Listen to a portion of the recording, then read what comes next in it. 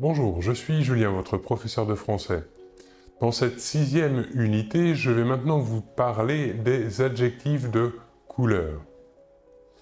Les adjectifs de couleur, en règle générale, s'accordent en nombre et en genre avec le nom qu'ils accompagnent. Voyons des exemples. Nous dirons un papillon bleu.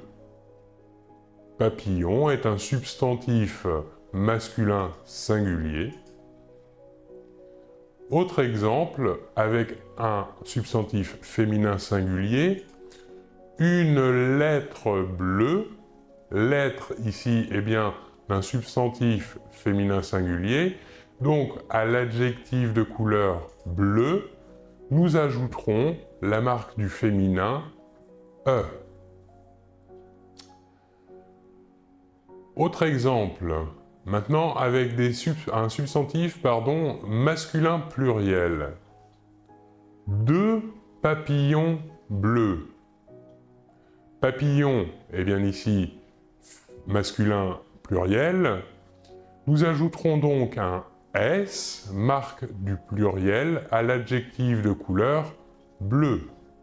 Le S final ne se prononce pas. Maintenant, l'adjectif de couleur qui accompagne un substantif féminin pluriel, un exemple, deux lettres bleues. Lettre, ici, est le substantif féminin pluriel.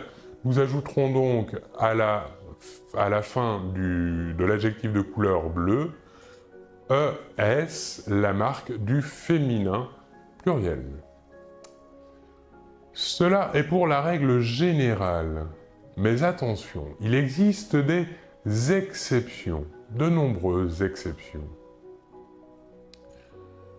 Par exemple, pour les adjectifs de couleur qui sont formés à partir d'un nom.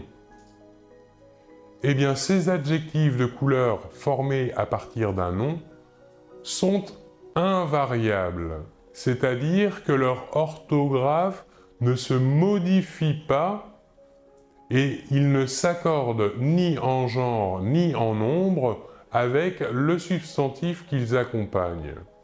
Nous aurons par exemple orange, framboise, marron, noisette, abricot, olive, rubis, émeraude, saphir, grenat, jade, rubis, émeraude, saphir. Ces adjectifs de couleur construits sur un nom ne s'accordent pas avec le substantif qu'ils accompagnent. On dit qu'ils sont invariables.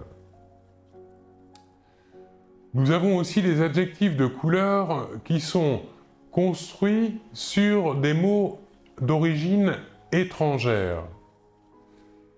Ces adjectifs de couleur resteront également invariables. Par exemple, l'adjectif de couleur kaki, qui est d'origine indienne, cet adjectif de couleur ne s'accordera ni en genre ni en nombre avec le substantif qui l'accompagnera. Il est invariable. Autre exemple, auburn. Auburn est un adjectif de couleur d'origine anglaise, lui aussi reste invariable. Autre exception, troisième exception, les adjectifs de couleur que l'on dit composés, c'est-à-dire qu'ils sont composés de deux mots. Et entre chaque mot, on glisse un tiret. Par exemple, bleu clair, vert foncé, bleu marine, rouge cerise, ou encore bleu vert. Ces adjectifs de couleur composés ne s'accorderont pas non plus avec le substantif qui les accompagne. Ils sont invariables. Enfin, dernière exception sur la règle des accords des adjectifs de couleur. Les adjectifs de couleur composés de deux adjectifs reliés par la conjonction « et » seront invariables.